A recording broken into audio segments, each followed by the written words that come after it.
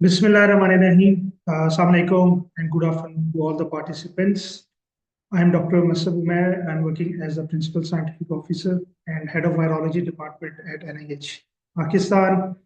And on behalf of National Institute of Health, I welcome you all to today's webinar, which is titled Medical Laboratory Technology in Pakistan, Evolution and Future Horizons.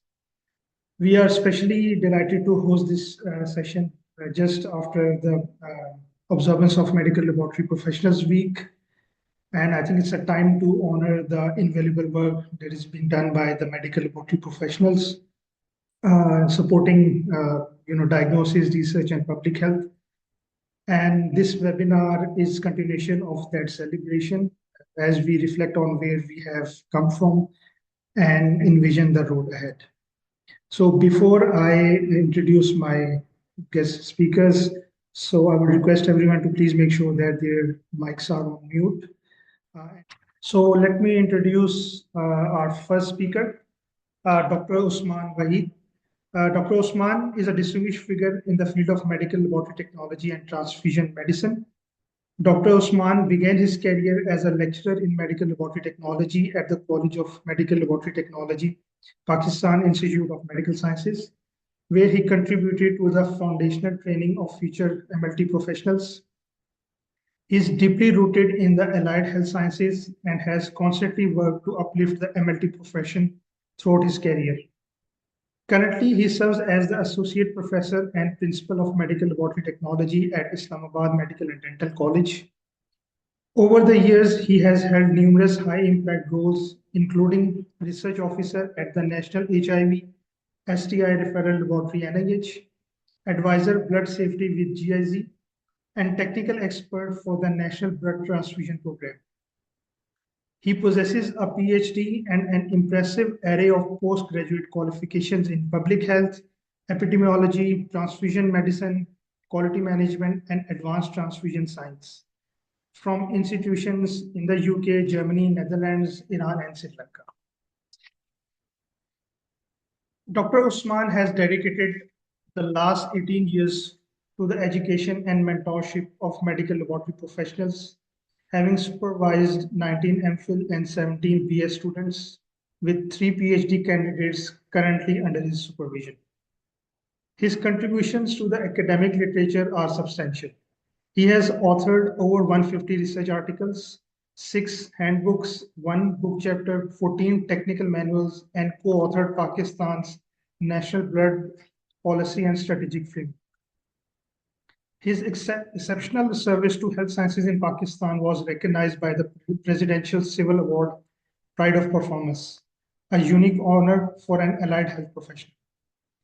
Dr. Usman will be speaking on evolution of medical laboratory technology education in Pakistan. Dr. Usman, we are honored to have you. The virtual floor is yours, please. Thank you, Dr. Can everyone hear me? Yep, yeah, we can. Okay. First of all, thank you very much, Dr. It's an honor that I've been invited by, a scientist like you. I've been following your LinkedIn and other social media platforms. I think you have changed the NIH dynamics considerably because we have been in contact with NIH because of our graduation. And then after all, because it's obviously the National Institutes of Health, so I've been seeing the change in the dynamics of NIH since you have joined this virology department. So hats off to you. And secondly, I'm also very much honored and pleased that I'll be speaking with Ali Malik Sahab. Ali Bhai is one of our seniors from NIH, and he has dedicated his maybe last 20-25 years to the profession of medical laboratory sciences. So without any delay, I'll just be. So can everyone, Dr. Can you see this slide? Okay, then I'll continue. Okay, so today we'll be talking about the basic evolution of medical laboratory science education, particularly with reference to Pakistan, and from certificate courses, obviously, to the modern degree programs that we have. And currently, as you know, and I'll be talking about it also, that there are a couple of universities who have started a PhD program in medical laboratory technology also. But we need to know our roots as well and from where we started. So these are the two gentlemen. I dedicate my presentation to both of them. have spent their career at the National Institutes of Health. The person on the right is Professor Abdul Salam Sahab. He worked at NIH for nearly 3 decades. He started this graduation BSc MLT program at NIH, and currently he's retired. And he was from the pioneer batch of BSc MLT in 1971. The person on the left, Professor Jamil Akhtar, currently serving as principal at College of Medical Lab Technology, NIH. And these two gentlemen have been the founding fathers of MLT education in Pakistan. So both of them have received their lifetime achievement awards also. So without both of them, I think I'm to stand, and I dedicate my knowledge, skills, and whatever little bit information I have on laboratory sciences because of these two, and obviously other teachers also from NIH and other universities. So sorry. So when just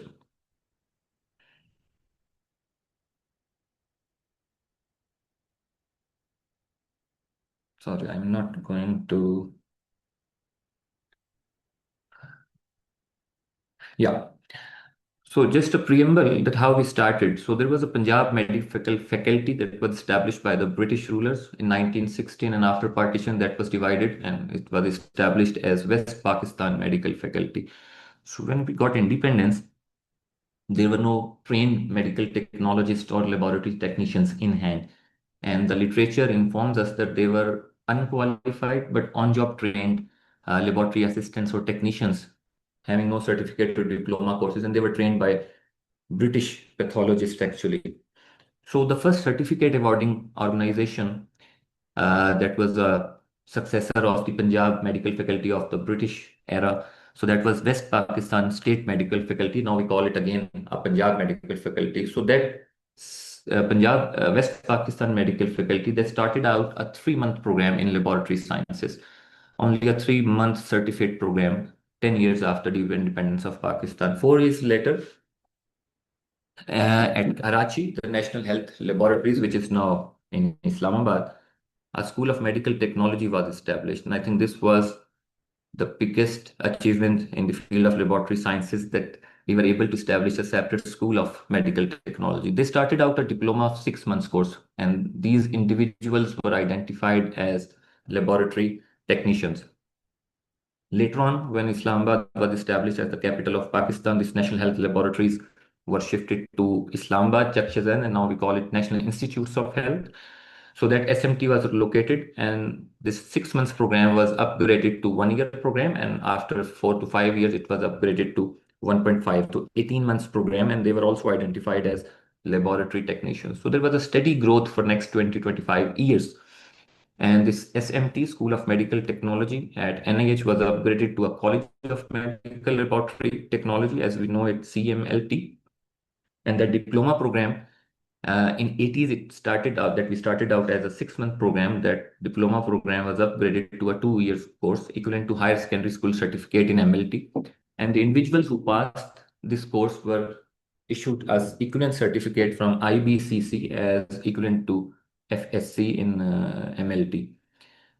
And at the same time, in early 70s, when the health ministry identified the need for laboratory medicine, this planned through support from UK government that we need to start a graduate degree program. So this through the Jinnah Postgraduate Medical Center, the largest hospital of Karachi. It was functioning under the Federal Health Ministry. So they started out a 2 years program, a BSc in Medical Lab Technology nomenclature was, and the degree was awarded by University of Karachi.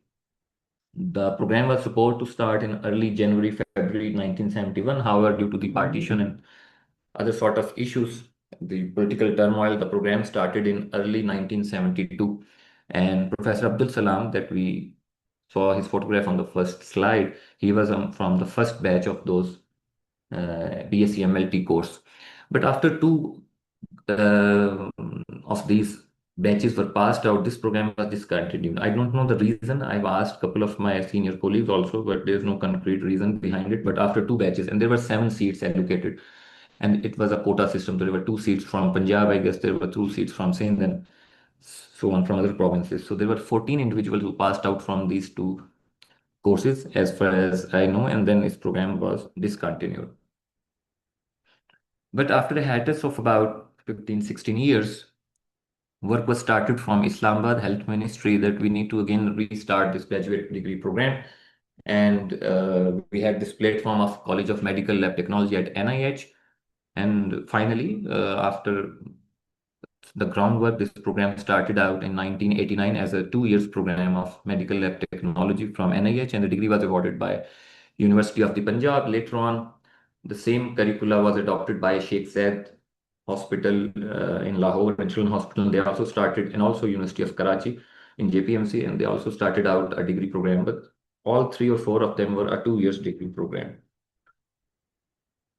In 2002, and I must name the individual, Dr. Rana Safdar Saab, who is, I hope, currently still working within NIH. He was the principal of College of Medical Lab Technology, and due to his efforts and some other faculty members, this 2 years diploma programs offered by NIH was upgraded by federal board as FSc in Medical Lab Technology, and they started out offering this FSc from NIH, this CMLT, and Pakistan Institute of Medical Sciences, where College of Medical Technology is present.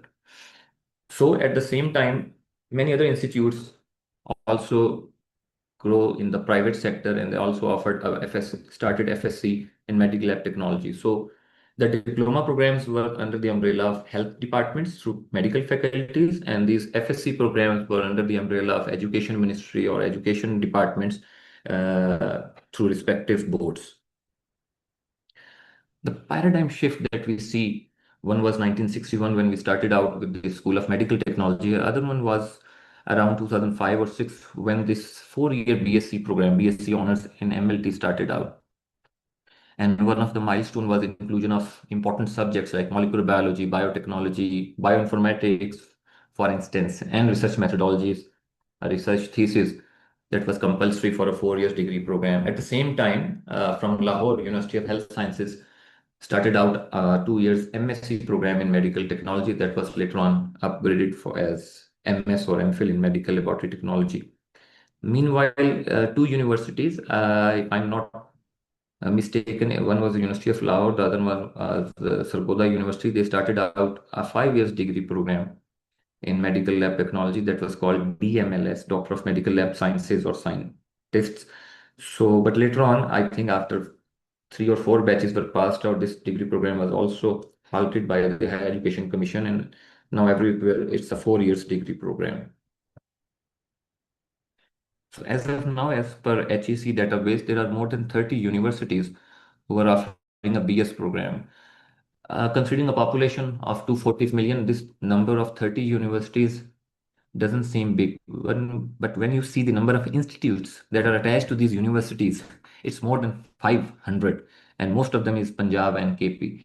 And there are a couple of universities in Khyber Pakhtunkhwa province in Punjab whose affiliation has crossed the number of 100. So this is a big dilemma in terms of quality, and we'll be discussing in coming up slides also. So MS and MPhil and obviously PhD degree programs in MLT have been started over the last decade. So the question rises, uniformity, standardization of institutes and uniformity, standardization of curricula. Where do we stand with these more than 500 institutes offering a graduate degree program only in the field of medical lab technology? Do we have enough resources? Do we have enough mentors? Do we have enough laboratories to train them? So this is 1.5 years old data. So these are the universities as of 2023 who were offering a MS or MPhil 18 degree program in medical lab sciences. So they were first two of them are in the public sector, the Haripur University Health Sciences in Lahore. The private sector is Rifa, Bakai in Karachi, Ziauddin also from the private sector. They have started their master's program in MLT after a 4 years degree program. So these two universities have also started a PhD degree program. One of them is in public sector, the Haripur one, and the other one is Rifa, and many other units like where I'm working, the Islamabad Medical and Dental College. We have also submitted our application to start an MPhil and PhD program in medical laboratory technology. So there are many other universities who are coming up with this master's and PhD program in the field of laboratory medicine. So we are fortunate to have some professional bodies in our discipline. Maybe some of the listeners are newcomers in the field. So we have this Medical Laboratory Technologists Association of Pakistan, and President Ali Malik Sahab will be speaking about the organization and also the future perspectives of medical laboratory technologies. We also have Pakistan Association of Lab Scientists, the Pakistan Association of Medical Technology, and PMLA, Pakistan Medical Laboratory Association, with its headquarters in Lahore. And all of these associations, there might be others, the provincial ones also, these are the national ones.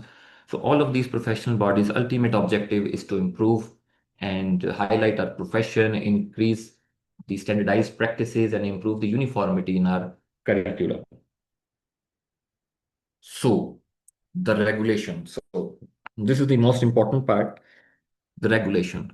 It has recently been started, and there are a lot of criticism that we have been receiving on the from the inside, also from the laboratory professionals on Allied Health Professional Council. But I think if you see on a broader perspective, I think this is a very good initiative, and we need to support the organization, because once the regulation is in place, at least we can develop standards, we can ensure uniformity, and we cannot compare our Allied Health Professional Council with that of PMDC or Nursing Council. You see, PMDC, this Medical and Dental Council, was established in 1962, and around the same time, the Nursing Council was established.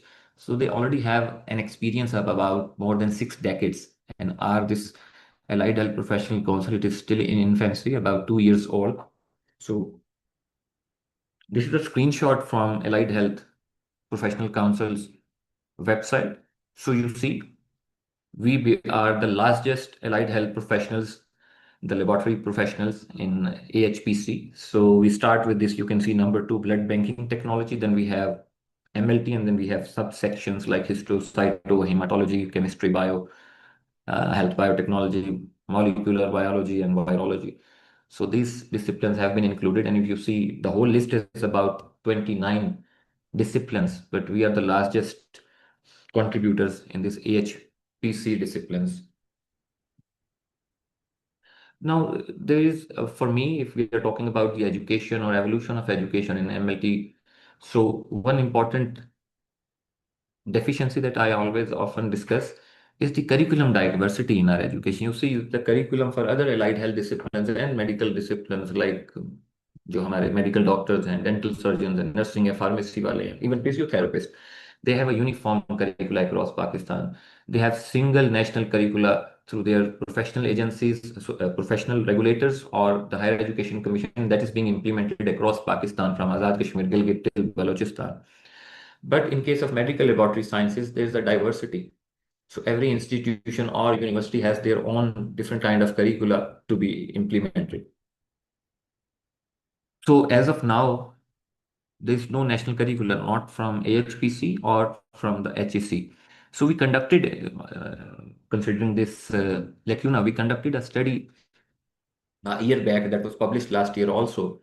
We did this study to evaluate or assess the current existing curricula from 9 universities of Pakistan, and we compared them among themselves also, and also we compared them with 6 international top class universities to see what are the deficiencies and what are the pros and cons of our curricula also.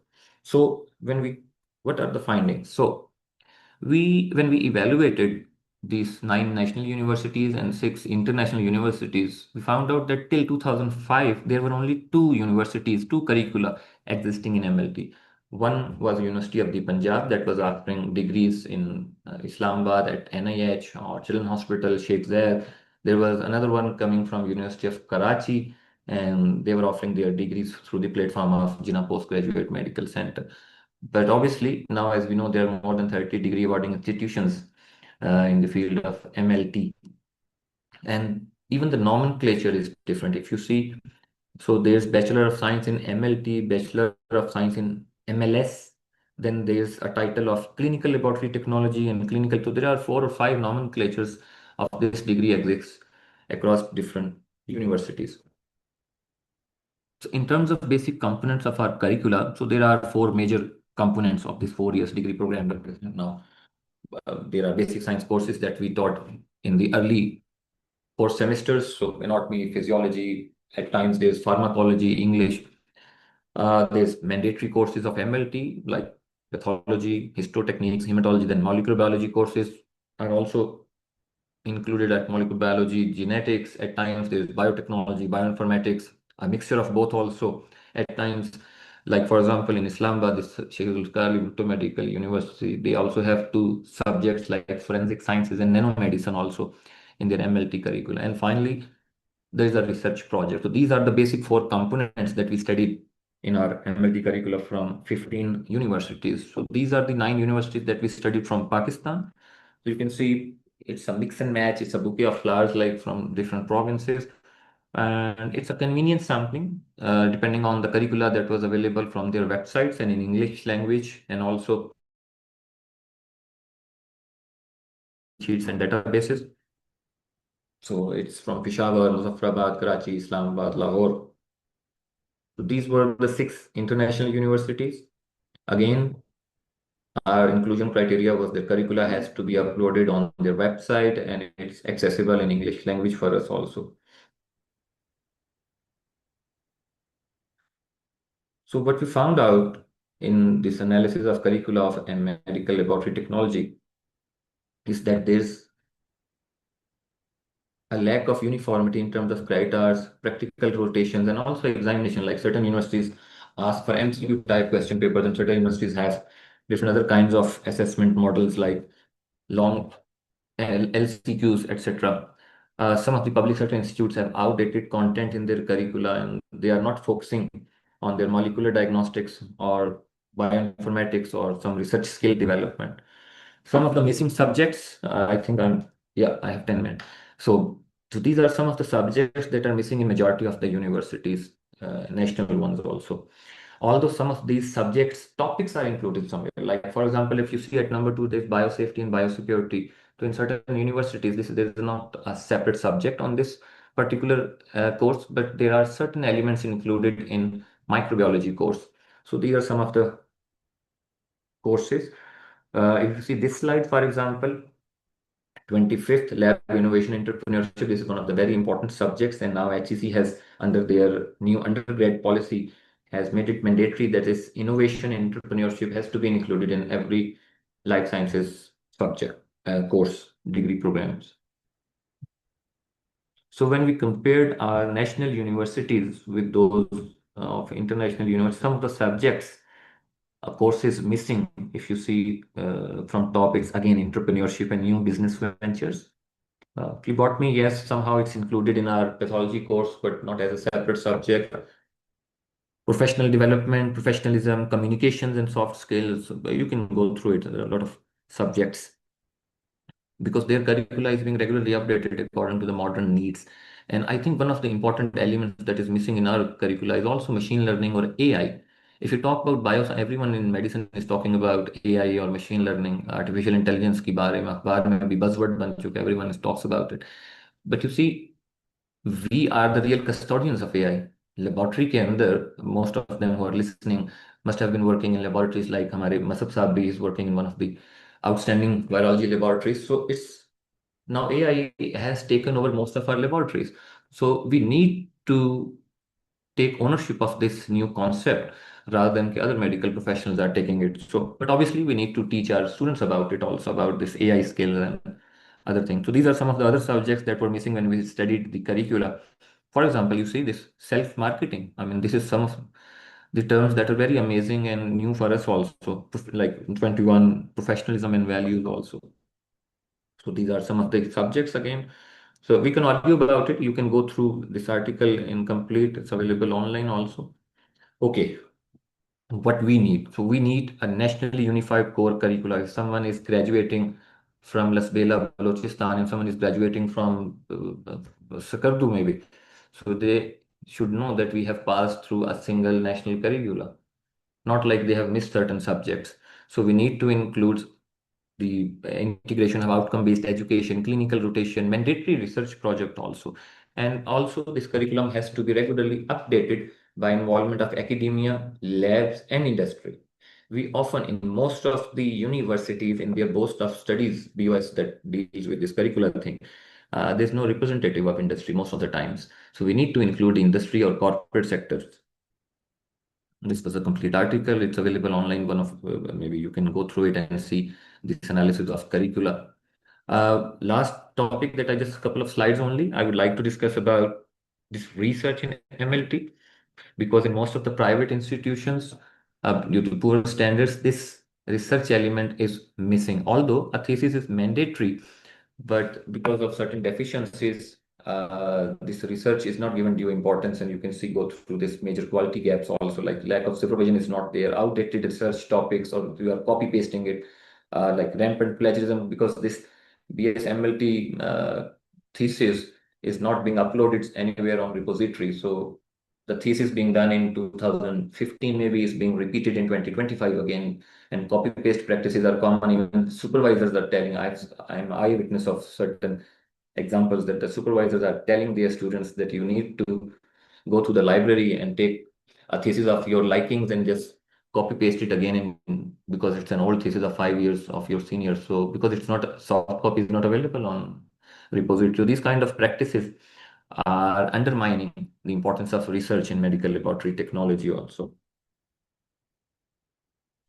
So again, a similar thing, many theses fail similarity checks because this research culture is not present. Some of the institutions do not have digital libraries and journal databases where students can have proper, MLT students can have proper access to research repositories. And also, we do not train our students, and we do not teach them the research methodology properly and scientific writings also. Although this subject is mandatory, but at most of the institutions I've seen, they in research methodology or research techniques, they tell them about medical lab instrumentation.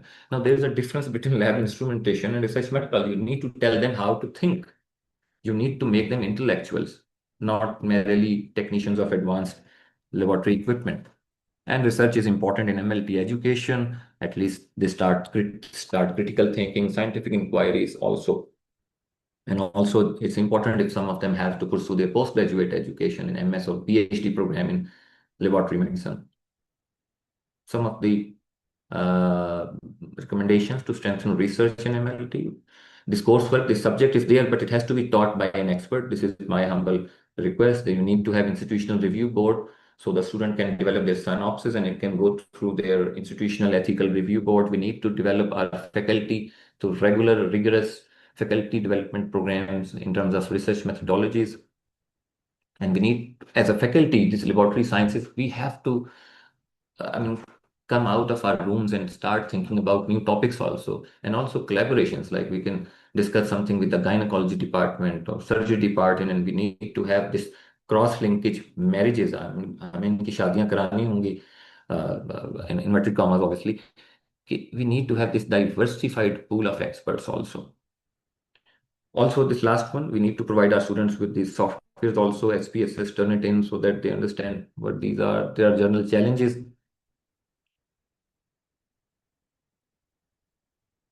Again, the last one, skilled professional, most of the time they leave our country, brain drain. But there are opportunities also because, as I mentioned, we have this AI and e-learning platforms and integration of digital technologies also. And there's a 6 criteria mandatory research thesis that has to be passed by every have produced by every MLT graduate. We also have 3 or 4 criteria research methodology and scientific writing course in 7th semester in most of the universities also. And the last one, industry linkage. I'll focus that on also because we do not need to miss out our actually potential employers of our graduates. We need to involve them. So once our student is graduated from our institute, so the industry should know, like कोई बड़ी like IBA और LUMS, बच्चा 100 की class होती है, जब वो pass out होता है तो most of them are already employed somewhere because of the reputation of the curricula or the university. This is a recent, uh, not recent, maybe already 7 weeks back. We started out, this was one of its kind. We did this final year thesis defense with an open house job fair. So we invited a couple of companies and asked them to do one-on-one interviews with our students so they know how to give an interview. And also, they should know about resume writing, they should know how to dress up for an interview. And fortunately enough, 2 of our students were selected to work for this company also, but they said we are very happy to conduct this exercise, public partnership, and also they asked that we can offer 2 of your students internships also. So we just need to expand this and ask medical laboratories, private sector medical laboratories also to come over and guide our students in terms of entrepreneurship and professionalism. I'll not go into the details. Couple of things. So certification is available for our young medical graduates. After graduation, you can do Dubai Health Authority test, ASCP exam. So you are eligible to work in international organizations, international other foreign countries also. This is all not going into details. So a couple of things about ASCPI certifications. Yeah, it adds values, open doors, and increases your recognition. You can add this degree or your reputation in with your name also. So, in conclusion, our education in terms in medical laboratory technology, for starting out from 1957, a 3-month certificate program to now a PhD in medical responses, I think it's a huge effort that our seniors and contemporaries have done that we are able to now reach at a point. We are at a crossroads actually, where different professions are meeting, like biosciences or these researchers or scientists are emerging with our MLT field. But there are certain things still lacking, and we need to invest in our infrastructure, professionalism, and we need to support our regulatory body so that it can ensure uniformity, it can ensure standardization. A couple of papers that we wrote about the importance of laboratory science education, and I'll urge all of my listeners, my colleagues, my seniors, that we need to write more and more about it. You need to write in newspapers, in journals. And this year, I was very happy that, as Dr. Masad mentioned also, because last week it was Medical Laboratory Professionals Week, and I saw on social media, I think there were more than 20 universities or institutes that celebrated this medical laboratory profession. Obviously, there would be much more, but more than 20 that I saw on the internet. So this is all about your advocacy and sensitization in terms of your discipline in front of the policymakers. So thank you very much for your attention. This is the beautiful Islamabad from Dominico. And again, I would like to thank Dr. Masab Saab. Thank you very much for inviting me for this amazing talk. And if there are any questions, I'm available. Thank you. Thank you so much, Dr. Usman. I think it was a pleasure listening to you. It was indeed a very, interesting presentation. You took us basically, you talked about the trajectory and growth of medical laboratory education in Pakistan. And I was, really glad to see that you started with acknowledging two of the eminent names in this field, Professor Abdul Salam and Professor Tariq, Professor Jamil Akhtar. So thank you so much. I'm sure there will be a lot of questions, and I'll request you to please stay online. So we are going to have a talk from our second speaker. So let me introduce our second speaker is Mr. Muhammad Ali Malik, Senior Medical Technologist at Sheikh Zayed Medical College and Hospital, Bahim Yar Khan. He brings over 19 years of diverse experience in academia, diagnostics, biosafety, and leadership in medical laboratory sciences. Mr. Malik is currently Central President of Medical Laboratory Technologists Association of Pakistan and Chapter Head of Pakistan Biological Safety Association, Punjab. With academic credentials including BSc, MLT, MSc, and MPhil in molecular biology, and an MBA in HRM, he has also undergone specialized training in biosafety, ISO 15189 accreditation, and infection control. He is a lead assessor certified by Pakistan National Accreditation Council, a fellow of ASM's 52 Weeks of Biosafety, and has represented Pakistan at multiple international forums across Asia. He is also an active researcher and a reviewer, having contributed as a reviewer of multiple scientific journals, including the Journal of Biomedical Letters and Asian Journal of Biochemistry, Genetics, Molecular Biology, and Hepatology. He has published several articles related to biosafety, molecular diagnostics, and laboratory practices. Currently involved with major international research programs, including NIH, USA, and HSP, Mr. Malik continues to advocate for biosafety, responsible conduct in genomic sciences, and professional development of medical laboratory technologies in Pakistan.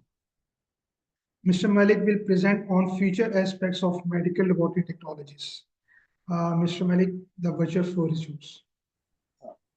Thank you very much, Dr. Masab Sir, for providing me this opportunity to deliver the lecture to all our medical laboratory technologists all over in Pakistan and maybe from across the Pakistan, from other countries. I'm also thankful to Dr. Usman Waheed, my younger brother, for his wonderful presentation on the evolution of medical lab technology from the start to the current date. Thank you, sir. Again, Dr. Masud Saab is doing very great services. He is the principal scientific officer at NIH and also the head of virology department. And under his dynamic supervision, the department is growing very well. And we personally get many problems solved by Dr. Saab regarding in COVID scenario or other sequencing matters, or we can get any help in case of virological aspects. So I will start my talk with this, just a minute. Yes, sir, may my presentation is, you are looking at my presentation? Yes, we can see it. Yes. Can you make the full screen? Yeah. Yes, sure. Yes, sir. Yes. Is it okay, sir? G, please go ahead. So, I will talk about the future aspects of medical lab technologies in Pakistan, which are these subtitles with the trends, challenges, and opportunities for medical technologists here in Pakistan. And the agenda of today's talk is based on introduction, medical lab technology, the control of medical technologists in Pakistan, importance of medical technologists in healthcare system, and the career opportunities.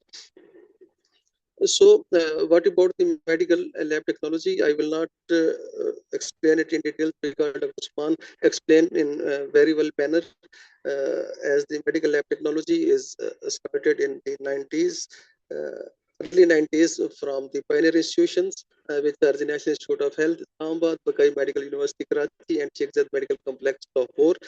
So previously it was 2 years degree program, and after 2008, with the directions of Higher Education Commission of Pakistan, this degree is converted from 2 years to 4 years BS program. And this 4 years degree is with the name of different nomenclature as BS honors, MLT, BS MLT, BS MLS, and different other nomenclature is implemented in different universities of Pakistan. So yesterday there was a meeting of Allied Health Council of Pakistan, and in this meeting, this agenda is also presented there, that there should be a uniform nomenclature and uniform curricula. And one more thing I will discuss later, that what is the criteria for local registration of medical technologists in Allied Health Professional Council, and to make easier the process of all these registration processes. I will discuss on it in our later slide. So now the MPhil and PhD programs are also available in medical lab sciences in different universities of Pakistan. And we will talk about the emerging trends in the field of medical lab technology. Different advances are available now in diagnostic sector. As all of you know, that the conventional laboratory is converted into the automation, and it is, and these all automations are AI based, artificial intelligence based, and machine learning based. So some of you may hear the name of TLA, total lab automation. So the labs are now working on the TLA basis, artificial intelligence basis. On this way, we can not only save the reporting time, but also save the cost of diagnosis, and we can get the early detection of diseases. So we will welcome and embrace the latest technologies, the latest trends, and the emerging trends which are going to be implemented in the all over the world, and all and other in big institutions and big organizations. So what are these technological innovations? One of them is point of care testing. So I will discuss in later slides the details about the POCT. POCT is basically providing the diagnostic services on the bedside of the patient to save the time of sample transportation and laboratory reporting, and to provide the earliest decision-making facility to the patient. The same as in the matter of next generation sequencing. It is the latest method for the sequencing of DNA or RNA, and we can sequence the larger amount of DNA and RNA in this matter as compared to the Sanger's method or our previous prevailed sequencing method. Lab information system once again is a very important tool which are implemented now in many public and private laboratories. I will tell you about the details of lab information system in our upcoming slide. And next is the cybersecurity in laboratory data. What is the importance of cybersecurity? What is cybersecurity, and why it is implemented and why it should be implemented in the laboratory? Same in the way integration of artificial intelligence and automation. Automation को intelligence artificial intelligence के साथ कैसे integrate करना है और उससे हम क्या बेनिफिट ले सकते हैं, इस पे भी मैं डिटेल बात करूंगा. Future skills and competencies. Always improve your skills, your professionalism, your professional grip on your subject, on your expertise. So always improve and always try to learn about the latest techniques, about the latest skills which are prevailing by day-to-day researches, by day-to-day knowledge, and by day-to-day innovations in the sector of medical lab technology. Digital literacy and data management.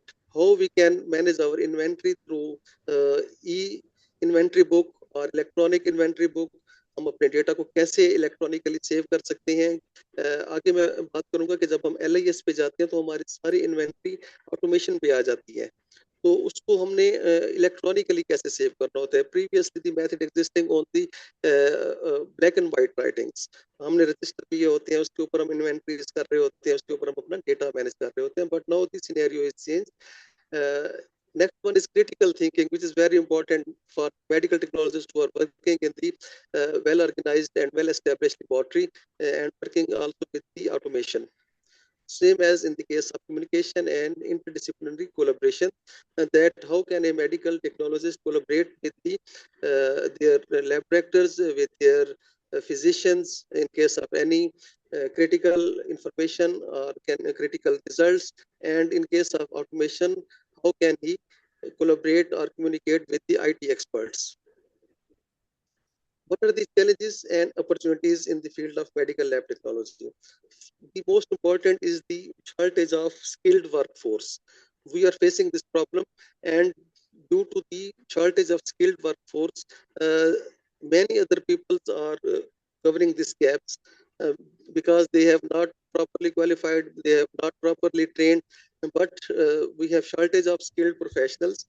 हमें अपनी professionalism को बढ़ाने के लिए certification की जरूरत होती है, ट्रेनिंग्स की जरूरत होती है, ऑनलाइन कोर्सेज की जरूरत होती है, वर्कशॉप और सेमिनार्स पे में जाना होता है ताकि हम अपनी स्किल्स को इम्प्रूव कर सकें, अपनी प्रोफेशनलिज्म को इन्हांस कर सकें. Ensuring quality and standardization. Quality control, quality assurance और स्टैंडर्डाइजेशन एक बहुत ही इंपॉर्टेंट टॉपिक है, and quality assurance starts from the pre analytical processes and covers the analytical and post analytical processes. इसमें फर्दर फिर क्वालिटी कंट्रोल को भी हम इसमें एलाबरेट करते हैं कि internal quality control, external quality control, and what is the proficiency testing. So these are the specialization of medical technologist, and you should cover all these aspects while you are working in any organizations. Ethical consideration in genomics. While you are working in genomics, you should be careful about the privacy of patient, about the privacy of data, about the privacy of research, even about the privacy of information. ये सारी चीजें ethical consideration में आती हैं जब आप किसी research lab में काम कर रहे हो, स्पेशली आप बायोटेक्नोलॉजी सेक्टर में काम कर रहे हो, genomics के ऊपर काम कर रहे हो. Continuous education and training is very important to be updated in the field of medical lab technology. ये जो day to day changes हो रही हैं, day to day innovations हो रही हैं, नई technologies आ रही हैं, तो उसको meet करने के लिए हमें अपनी education को improve करना होगा, हमें अपनी trainings को improve करना होगा, refresher courses करने होंगे, और जितने भी इसमें related option है मैं आगे आपको बताऊंगा कि हम किन किन forums पे जाकर अपनी trainings और अपनी abilities को enhance कर सकते हैं. इसी तरह कैरियर अपॉर्चुनिटीज है, उसके ऊपर भी हम लेटर स्लाइड में बात करेंगे. So what are the impact of all these abilities of medical technologists on the healthcare sector and the society. सबसे अहम फैक्टर तो ये है कि इसमें पेशेंट केयर बहुत इंपॉर्टेंट है. आप कॉम्पिटेंट होंगे, जितना आप एलिजिबल होंगे अपने काम को करने के, उतना ही ज्यादा पेशेंट आउटकम बेहतर होगा। Definitely it is again cost effective diagnostics, इस पे आपका कॉस्ट कम हो रहा होता है, टाइम सेव हो रहा होता है। और पेंडेमिक में एक बड़ा रोल प्ले किया है मेडिकल टेक्नोलॉजिस्ट ने। They play their role as a front line soldiers during कोविड-19 पेंडेमिक। हमें याद है 2019-20 में जब ये पेंडेमिक हुआ, पाकिस्तान में जब इसकी एक शदीद वेव आई, तो उसपे सैम्पलिंग पे मेडिकल टेक्नोलॉजिस्ट कर रहे थे, उसपे सीआर पे मेडिकल टेक्नोलॉजिस्ट कर रहे थे, एक्सट्रैक्शन भी वो कर रहे थे, रिपोर्ट्स इंटरप्रेट भी वो कर रहे थे। और इसमें एक बड़ा एक इम्पोर्टेंट हमारे लिए एक गुड न्यूज एक आई 2020-21 में गवर्नमेंट ऑफ पंजाब ने एडवर्टाइजमेंट दिया कोविड लेबोरेटरीज के लिए with this title of consultant medical technologist. First time I have seen in my practical life कि कंसल्टेंट मेडिकल टेक्नोलॉजिस्ट के टाइटल के साथ सीट्स आई हैं और बहुत अच्छे पैकेजेस के साथ उस टाइम सीटें आई थी। 90 से ज्यादा technologist all over the Punjab इन्होंने अपॉइंट किए थे। इसी तरह बाकी प्रोविंसेस में भी, सिंध में भी बहुत काम हुआ, सिंध में भी कोविड पे इन्होंने बहुत ज्यादा इंडक्शन की। तो एक मेडिकल टेक्नोलॉजिस्ट हमेशा ही पेंडेमिक में बहुत अहम रोल प्ले करता है। ये हमारे सामने एग्जाम्पल भी एक पास भी मौजूद है। पब्लिक हेल्थ सेक्टर में बहुत कंट्रीब्यूशन है मेडिकल टेक्नोलॉजीज की, इसके ऊपर भी हम आगे स्लाइड में बात करेंगे। तो सबसे पहले हम बात करते हैं LIS की, the lab information system. It is a software solution that manages all aspects of laboratory workflow from patient check-in to the reporting of results. जैसे मैंने बात की कि क्वालिटी एश्योरेंस में हमारे पास स्टार्ट होता है लेबोरेटरी में से, पेशेंट आया विद रिक्वेस्ट फॉर्म, हमने उसका रिक्वेस्ट फॉर्म देखा और उधर से हमने उसका सैंपल ड्रा किया, फिर transport to the concern section, then analytical processes will start and after that reports will generate and then finally validation, and validation के बाद हमने रिपोर्ट डिस्पैच कर दी। तो इस सारे प्रोसेस को जो हम प्रीवियसली मैनुअल करते थे, अब LIS के थ्रू होता है, लैब इंफॉर्मेशन सिस्टम के थ्रू होते हैं। आजकल जितने भी ऑटोमेशन हैं, जितने भी इंस्ट्रूमेंट अवेलेबल हैं, they have the facility to configurate with this LIS system. HMIS system भी हॉस्पिटल में अवेलेबल है, हॉस्पिटल मैनेजमेंट इंफॉर्मेशन सिस्टम जो कहलाता है। Hospital management laboratory information system भी इसको कहते हैं, डिफरेंट नाम के साथ अवेलेबल है, लेकिन इंटरनेशनली LIS की टर्मिनोलॉजी यूज होती है फॉर लैब इंफॉर्मेशन सिस्टम। तो ये सारी इसमें हमारी सारा ये प्रोसेस कवर हो जाता है from the start of coming patient to the dispatch of the report. और इसके बेनिफिट्स क्या है? इट ऑटोमेट्स आवर टास्क, हमारे जितने भी टास्क हैं उनको ये ऑटोमेशन पे लेके आता है। Reduce the human errors, improve the efficiency, cost saving and the better patient care। ये सारी LIS के थ्रू पॉसिबल है। और बहुत से आजकल बहुत सी ऑर्गेनाइजेशन में, इवन पब्लिक सेक्टर में LIS सिस्टम इम्प्लीमेंटेड है। हमारी ऑर्गेनाइजेशन में भी LIS सिस्टम इम्प्लीमेंटेड है, इंस्ट्रूमेंट के साथ कॉन्फ़िगरेशन है, LIS के थ्रू रिपोर्टिंग हो रही है। और जो बहुत अच्छी ऑर्गेनाइजेशन है, शिफा इंटरनेशनल है फॉर एग्जांपल, आगा खान है, शौकत खान है, वो आपको फर्दर मोबाइल फैसिलिटी भी दे रहे होते हैं। और भी कई अच्छी ऑर्गेनाइजेशन है। LIS के साथ सिस्टम अटैच होता है, जब आप अपना रिक्वेस्ट फॉर्म देते हैं उस पर NIC होता है, आपका मोबाइल नंबर होता है, तो आपकी जो रिपोर्ट होती है उसकी अपडेट्स आपको अपने मोबाइल सेट पर भी मिल रही होती है। ये भी इसका एक बड़ा बेनिफिट है। जीनोमिक्स एंड मोलेकुलर डायग्नोस्टिक्स एक बहुत ही इंपॉर्टेंट फील्ड है, जिसकी प्रीवियसली बड़ी हम कमी महसूस करते थे अपने क्यूरिकुलम में, लेकिन अब ये BS के प्रोग्राम में भी शामिल कर दी गई है, बायोलॉजिकल टेक्निक शामिल कर दी गई है, कुछ जीनोमिक्स की टेक्निक शामिल कर दी गई है। तो एक मेडिकल टेक्नोलॉजिस्ट के लिए इनका नॉलेज होना बहुत जरूरी है। अगर आप सिंपल BS MLT हैं और आप आगे MPhil PhD नहीं है, तो सबसे पहले आपको हायर क्वालिफिकेशन की तरफ जाना चाहिए और उसमें आप इस सब्जेक्ट को चूज करें, because now it is an era of molecular diagnostics. तमाम सब्जेक्ट्स मोलेकुलर डायग्नोस्टिक पे चले गए हैं। केमिकल पैथोलॉजी में पहले कंसेप्ट नहीं होता था, सिंपल रूटीन टेस्ट होते थे। अब उनके जो स्पेशलाइज्ड टेस्ट है उनकी कंफर्मेशन मोलेकुलर लेवल पे होती है। हेमाटोलॉजी मोलेकुलर लेवल पे चली गई है, माइक्रोबायोलॉजी ऑलरेडी मोलेकुलर लेवल पे थी। तो इसमें हमें क्या फायदा होता है कि अर्ली डायग्नोसिस हमारे पास होती है PCR के थ्रू, हमारे पास DNA RNA सीक्वेंसिंग के मेथड्स अवेलेबल होते हैं। हम जीन एडिटिंग कर सकते हैं क्रिस्पर कैस टेक्नोलॉजी के ऊपर। ये बड़ी लेटेस्ट टेक्नोलॉजी है क्रिस्पर कैस के ऊपर। हमने एक प्रीवियस भी एक लेक्चर किया था, बहुत जबरदस्त टेक्नोलॉजी है। इसके मुतालिक एक मेडिकल टेक्नोलॉजिस्ट को पता होना चाहिए, और कहीं अपॉर्चुनिटी मिलती है तो इसके ऊपर वो अपनी लर्निंग करे, हैंड्स ऑन इसके ऊपर करे और ये स्किल्स सीखने की कोशिश करे। तो ये हमारे लिए किस लिए हेल्पफुल होंगी? डिजीज डायग्नोसिस के लिए हेल्पफुल होती हैं, प्रोग्नोसिस के लिए हेल्पफुल होती हैं और पर्सनलाइज्ड मेडिसिन के लिए हेल्पफुल होती हैं। And again it improve the diagnostic early detection PCR के थ्रू और तमाम molecular diagnostics के थ्रू आप early detection कर सकते हैं, and the benefit of early detection is for early decision making for the patient treatment. Cyber security in lab data, cyber security एक new terminology है। अगर हम इसको रिसर्च के हवाले से देखें तो इसको वहाँ पे साइबर बायो सिक्योरिटी का नाम भी दिया जाता है। तो अगर हम सिंपल साइबर सिक्योरिटी की बात भी करें तो main basic and primary purpose of cyber security is to protect the sensitive patient data from breaches. इसमें सिर्फ पेशेंट का डेटा नहीं होता, उसमें पेशेंट का रिकॉर्ड भी शामिल होता है, उसमें रिसर्च डेटा भी शामिल होता है, इंटेलेक्चुअल प्रॉपर्टी भी शामिल होती है। तो साइबर सिक्योरिटी के ऊपर पूरी दुनिया का कंसर्न है, पूरी दुनिया डरी हुई है। आपको याद होगा कि कोविड के दिनों में अमेरिका की एक कॉन्स्पिरेसी थी कि कोविड डेलिबरेटली चाइना ने रिलीज किया कोविड का पैथोजन, और उसमें पूरी दुनिया इफेक्ट हुई, इकोनॉमी बुरी तरीके से कोलैप्स हो गई। तो उसको as a biological weapon use किया गया। इसी तरह इराक पर हमला किया था अमेरिका ने बायोलॉजिकल वेपन का बहाना करते हुए, केमिकल का बहाना करते हुए। तो पूरी दुनिया का बहुत बड़ा कंसर्न है साइबर बायो सिक्योरिटी के ऊपर कि आपके पास जो भी पैथोजन है जिसके अंदर एलिजिबिलिटी है जीन एडिटिंग की, या जिसको आप जिसकी पैथोजेनिसिटी आप इंक्रीज कर सकती हैं, उनको आपने सिर्फ पीसफुल पर्पसेस के लिए यूज करना है, आप उसको बायोलॉजिकल वेपन के तौर पर यूज नहीं कर सकते। इसलिए साइबर सिक्योरिटी की इंपॉर्टेंस बहुत जोर दिया जा रहा है। इवन इसके ऊपर सर्टिफिकेशन इंटरनेशनल लेवल पर स्टार्ट करा दी गई है कि आप अहमियत को समझें, अवेयरनेस हो about the cyber bio security और इंपॉर्टेंस बताओ। तो हम किस चीज में हेल्पफुल होगा? अगेन ये सेंसिटिव इंफॉर्मेशन प्रोटेक्ट करेंगे, इससे हम इंटेग्रिटी को मेंटेन करेंगे। डेटा की इंटेग्रिटी है, ये बहुत इंपॉर्टेंट है। डेटा इंटेग्रिटी को मेंटेन कैसे किया जाता है साइबर सिक्योरिटी की मदद से। इसी तरह पेशेंट की प्राइवेसी है, और सबसे इंपॉर्टेंट होता है पब्लिक ट्रस्ट। आपके ऑर्गेनाइजेशन पे पब्लिक का ट्रस्ट डेवलप होना चाहिए कि इस लैब से, इस ऑर्गेनाइजेशन से, इस हॉस्पिटल से, इस कॉलेज से हमारा डेटा चोरी नहीं होगा, मिसयूज नहीं होगा, स्टीलिंग नहीं होगी, मैनिपुलेशन नहीं होगी। तो so these all are the main of cyber security. Integration of artificial intelligence and automation. आजकल जितनी भी ऑटोमेशन अवेलेबल है उन तमाम को इंटीग्रेट कर दिया गया है एआई के साथ।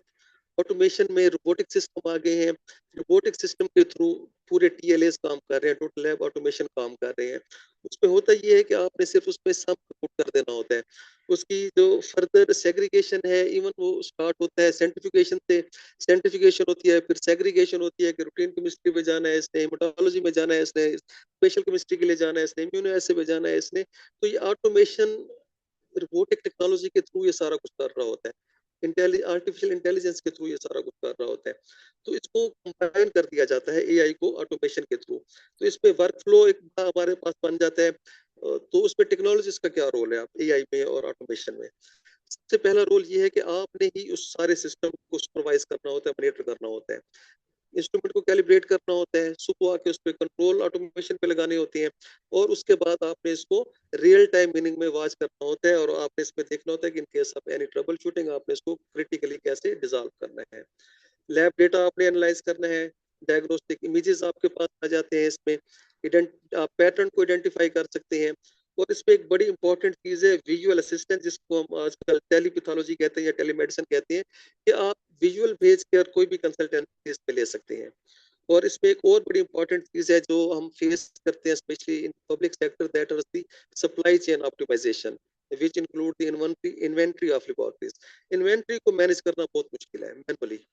तो अगर आप उसको ऑटोमेशन पे ले आए और एआई के साथ इंटीग्रेट करते हैं तो ये हमारे लिए एक बहुत बड़ा एक फैसिलिटी होगी, एक बहुत बड़ी सहूलत होगी कि हम उसको ऑप्टिमाइज कर सकेंगे। इन्वेंट्री को कितने रिएजेंट्स आ रहे हैं, कितने केमिकल कंज्यूम हो गए हैं, बैलेंस क्या है हमारे पास, एक्सपायरी डेट्स क्या है, शेल्फ लाइफ क्या है। तो ये सारी चीजें हम ऑटोमेशन में एआई के थ्रू इंटीग्रेट कर सकते हैं, और उसको हम इलेक्ट्रॉनिकली उसका डेटा हम अपने पास कर सकते हैं। Ensuring quality and standardization. Quality and standardization is also very important subject, and is very important for all allied health professionals, especially the medical technologists who are working in the public and private sector, to establish a quality management system. Quality management system WHO ने इस पे कुछ training कराई हुई है। Quality management system पे LQMS के नाम से, लैब क्वालिटी मैनेजमेंट सिस्टम के नाम से उन्होंने ट्रेनिंग कराई हुई है। इसमें तमाम क्वालिटी एश्योरेंस और तमाम जो क्वालिटी कंट्रोल की टर्मिनोलॉजीज है इस पे आती है, इस पे मॉनिटरिंग भी है, मेजरमेंट भी है, कस्टमर और पेशेंट का फीडबैक भी होता है, सेटिस्फेक्शन भी होती है, सर्विस प्रोविजन भी होती है, मैनेजमेंट भी होती है इसमें। तो ये सारी चीजें क्वालिटी मैनेजमेंट सिस्टम का हिस्सा है। इसी सिस्टम के under we will implement and prepare the SOPs, standard operating procedures, and the duty of leadership is to check the compliance of all these SOPs। Providing comprehensive staff training, training का होना बहुत जरूरी है। अब किसी भी technologist को holding with A degree can not place in front of any automation. जब तक उसकी उस स्पेसिफिक इंस्ट्रूमेंट के ऊपर, उस स्पेसिफिक टेक्निक के ऊपर, मेथोडोलॉजी के ऊपर ट्रेनिंग नहीं की गई, आप उसको डिप्यूट नहीं कर सकते वहां पर। तो ट्रेनिंग बहुत जरूरी है। अगर हम बात करें कॉम्पिटेंसीज की, तो प्रीवियसली कॉम्पिटेंसी असेसमेंट के 3 पैरामीटर्स थे: education, experience and training. In 3 parameters के ऊपर असेसमेंट की जाती थी किसी भी मेडिकल टेक्नोलॉजी की असेसमेंट की, आप you can say the assessment of any lab professionals. Education, experience and training, इसको इन्हांस कर दिया गया है। अब एजुकेशन के साथ क्वालिफिकेशन ऐड कर दी गई है। मैं डिफरेंस आपको बताऊंगा, what is the difference in education and qualification, training, retraining, experience. अब ये सारे पैरामीटर्स इंक्लूड हो गए for the assessment of lab professionals. अब जो एजुकेशन और ट्रेनिंग का डिफरेंस है ना, for example you attain the degree of medical lab technology, you have PS 4-year degree, so it is called education. Education is to gaining these skills in some specific subject. आपने medical lab technology में skills हासिल किए, वो education कहलाती है। जो degree हासिल की, वो एजुकेशन कहलाती है। And how to implement these skills is called qualification. आपने जो स्किल्स पढ़ी हैं, जो आपने सीखी है, उनको इम्प्लीमेंट कैसे करना है, वो क्वालिफिकेशन कहलाता है। क्वालिफिकेशन के लिए सर्टिफिकेशन भी अवेलेबल हैं, उसके ऊपर हम बात करेंगे आगे। तो ये कॉम्पिटेंसी असेसमेंट के प्रोटोकॉल्स हैं। इसी तरह यूटिलाइजेशन ऑफ डिजिटल टूल्स, एक मेडिकल टेक्नोलॉजिस्ट को पता होना चाहिए कि उसने डिजिटल टूल्स को कैसे इस्तेमाल करना है, ऑटोमेशन को उसने कैसे इस्तेमाल करना है, और डिजिटल टूल्स उसने कैसे इंप्लीमेंट करनी है, उनकी कॉन्फ़िगरेशन कैसे करनी है, इंटीग्रेशन कैसे करनी है। तो ये एक मेडिकल टेक्नोलॉजिस्ट को पता होना चाहिए। Conducting the regular internal and external quality assessment, ये एक बहुत इंपॉर्टेंट पॉइंट है कि आपका इंटरनल क्वालिटी असेसमेंट सबसे पहले होना चाहिए। It is same like as the internal audit. जैसे हम अपने सेक्शन का इंटरनल ऑडिट करते हैं with the auditors of other sections of the same organization, इसी तरह हम इंटरनल असेसमेंट भी करते हैं, जो कि क्वालिटी असेसमेंट कहलाती है, जो कि किसी और सेक्शन, एक दूसरे से आप सेक्शन चेंज कर सकते हैं। फॉर एग्जांपल हम बात करते हैं माइक्रोबायोलॉजी, पैथोलॉजी की असेसमेंट करें, हेमाटोलॉजी, केमिकल पैथोलॉजी की करें, केमिकल हिस्टोपैथोलॉजी की करें, ब्लड बैंकिंग की करें, ताकि आपको इंटरनली पता हो कि गैप्स क्या है, रूट कॉज क्या है उसकी, और फिर आपने उन गैप्स को ओवरकम कैसे करना है। और इसी को कहते हैं कंटिन्यूअस इंप्रूवमेंट। इसी के जरिए ही कंटिन्यूअस इंप्रूवमेंट आती है। Continuous education and training, first of all, I suggest and request all of medical technologists to improve your education. आजकल BS का दौर नहीं रहा, ये बहुत पुरानी बात हो गई है कि लोग BS कर लेते थे और समझते थे कि हमें अच्छी जॉब मिल जाएगी, अच्छी अपॉर्चुनिटीज भी मिल जाएंगी और हम compete भी कर सकेंगे। No, it is the era of competition. आजकल हर कुछ बंदा MPhil तो है ही है ना, PhDs कम है, लेकिन MPhil बहुत ज्यादा लोग हैं। तो मैं ये रिक्वेस्ट करूंगा अपनी तमाम कम्युनिटी से कि you should improve your education. Education के साथ साथ आपने हमेशा एक लर्निंग के प्रोसेस में रहना है। जिंदगी सीखने का नाम है, from the birth to the death. विदेश से लेके आखिर तक आप कुछ ना कुछ डेली बेसिस पे ऑब्जर्व कर रहे होते हैं, लर्न कर रहे होते हैं, सीख रहे होते हैं अपने फेलो से, अपने सीनियर से, अपने जूनियर से। तो ये कंटिन्यूअस इंप्रूवमेंट के लिए बहुत जरूरी है कि आप लर्निंग पैटर्न पे आए, अपने आप में एक सलाहियत पैदा करें सीखने की, एक एक्सेप्टेंस लेवल पैदा करें अपने अंदर, चीजों को एब्जॉर्ब करना सीखें। इसी तरह कंटिन्यूअस एजुकेशन के हवाले से या ट्रेनिंग के हवाले से डिफरेंट ऑनलाइन कोर्सेज अवेलेबल हैं, वर्कशॉप्स हो रही होती है कंटिन्यूअसली। हर तीसरे महीने हमारे किसी ना किसी रेलेवेंट टॉपिक के ऊपर वर्कशॉप्स हो रही होती है, सेमिनार्स हो रहे होते हैं, हैंड्स ऑन ट्रेनिंग हो रही होती है। हम भी शेयर करते रहते हैं अपने सोशल मीडिया ग्रुप्स पे, आप लोग वहां से भी ज्वाइन कर सकते हैं। And most of them are free of cost, you can get knowledge from all these free of cost facilities. Certification programs हो रहे होते हैं, तो अगर कहीं पे कोई मिनिमम चार्जेस भी है तो सीखने के लिए हमें उसको उसमें इनरोल होना चाहिए और उनमें पार्टिसिपेट करना चाहिए। Telemedicine and the telepathology, This is the new terminologies which are now using in the pathology laboratory by the automation and the AI technology. AI के थ्रू हम अब टेली कम्युनिकेशन के ऊपर चले गए, टेली पैथोलॉजी के ऊपर चले गए हैं। इस पे हम विजुअल हम अपने रिमोट एक्सेस हमारे पास अवेलेबल है, कंसल्टेंसी हमारे पास अवेलेबल है। इसका सबसे बड़ा बेनिफिट हिस्टोपैथोलॉजी सेक्शन को हुआ है। हिस्टोपैथोलॉजी के जितने भी इमेजेस हैं आजकल जितनी अच्छी माइक्रोस्कोप अवेलेबल है, these are the inbuilt camera facility. Camera उस पर अवेलेबल होता है, स्लाइड की पिक्चर ली जाती है, उसको आप पूरी दुनिया में किसी भी कंसल्टेंट के साथ शेयर कर सकते हैं, सेकंड ओपिनियन ले सकते हैं और अपनी रिपोर्ट आप उसके ऊपर जनरेट कर सकते हैं। इसी तरह पीसीआर अगर हम कर रहे हैं या सीक्वेंसिंग कर रहे हैं तो उनके हम जो बैंड्स हैं उनको हम शेयर कर सकते हैं, डेटा हम इंटरप्रिटेशन में फैसिलिटीज ले सकते हैं। तो रिपोर्ट एक्सेस के हवाले से, कंसल्टेंसी के हवाले से टेली पैथोलॉजी एक इम्पॉर्टेंट टूल है, एक नई टर्मिनोलॉजी है जो कि अभी इम्प्लीमेंटेड है बहुत सी ऑर्गेनाइजेशंस में। तो टेलीमेडिसिन और टेलीपैथोलॉजी के ऊपर भी हमें काम करना चाहिए, इस फैसिलिटी से फायदा उठाना चाहिए। Point of care testing. Point of care testing it is the rapid test at the patient bedside to improve the decision making. Patient emergency में आया है, ट्रामा में आया है, रोड एक्सीडेंट के साथ आया है, उसका सैंपल लिया जाएगा, उसको ट्रांसपोर्टेशन होगी लैब में, उसका वहाँ पे एनालिटिकल प्रोसेस होगा, रिजल्ट जनरेट होगा, फिर रिपोर्ट डिस्पैच होगी। तो it is all time taking processes. POCT is used to minimize the time. It aims to provide quick results to the patient at bedside and enabling faster decision making. आपने देखा है जी एक diabetic patient है, glucometer available है, you can do it randomly at any time bed side, आप उसका glucose level check कर सकते हैं। इसी तरह और डिफरेंट मेथड्स अवेलेबल हैं जो कि बेंचमार्क टेक्निक्स के ऊपर है। ICT मेथड्स अवेलेबल है रिलायबल जो कि WHO या FDA अप्रूव्ड मेथड है। आप बेड साइड पे पेशेंट को एट द करंट टाइम आप उसको फैसिलिटी दे सकते हैं, अर्जेंट डिसीजन उस पे ले सकते हैं। जितना ज्यादा अर्ली डायग्नोसिस होगा उतना ट्रीटमेंट जल्दी स्टार्ट होगा, उतना पेशेंट जल्दी रिकवर होगा। Critical thinking and problem solving, a medical technologist should be able to critical thinking. वो किसी ऑटोमेशन पे काम कर रहे हैं, उसने वहां पर कोई कम्प्लेक्स डेटा इंटरप्रेट करना है, तो उसके पास एबिलिटी होनी चाहिए कम्प्लेक्स डेटा को इंटरप्रेट करने की। He should know all about the trouble shooting. किसी ऑटोमेशन में कुछ छोटा सा प्रॉब्लम आ गया तो आप इंजीनियर को कॉल नहीं कर सकते। इंजीनियर किसी दूसरे सिटी में बैठा हुआ है, he has to take time for travelling for 12 hours, तो आप अपना ब्रेक डाउन नहीं कर सकते, काम नहीं रोक सकते उस 6 से 12 घंटे के गैप में। ट्रबल शूटिंग हमारा काम है। हमें याद है कि हमारे क्यूरिकुलम में ये मेडिकल इंस्ट्रूमेंटेशन एक सब्जेक्ट शामिल होता था 100 मार्क का। UHS के सिलेबस में चीजें शामिल नहीं है। हमने अभी UHS को भी एक लेटर लिखा है और इसी तरह अलाइड हेल्थ काउंसिल को भी लेटर लिखा है कि मेडिकल टेक्नोलॉजीज के लिए मेडिकल इंस्ट्रूमेंटेशन का पढ़ाया जाना बहुत जरूरी है। NIH में ये सब्जेक्ट पढ़ाया जाता था, पंजाब यूनिवर्सिटी के साथ एफिलेटेड थी उस टाइम CMLT। तो जब आप मेडिकल इंस्ट्रूमेंटेशन पढ़ेंगे तब आपको इंस्ट्रूमेंट्स के प्रिंसिपल्स का भी पता होगा, उसकी मेथडोलॉजी का भी पता होगा, उसके ट्रबल शूटिंग का भी पता होगा और आप उसको इस तरीके से डील भी कर सकेंगे। तो इस तरह की अगर कोई ट्रबल शूटिंग आ जाती है तो मेडिकल टेक्नोलॉजिस्ट ने क्या करना है, he has to identify the problem, not only identify then also go for its solutions. Problem को आइडेंटिफाई भी करना है और उसका सॉल्यूशन भी खुद निकालना है। और जो नॉलेज है उसको आप अपने कलीग्स के साथ शेयर भी करें और ये जो आपकी ट्रेनिंग्स है उनको भी आगे आप इसको डिसेमिनेट करें, नॉलेज को भी डिसेमिनेट करें। तो ये बहुत जरूरी है किसी भी लेबोरेटरी में काम करने के लिए।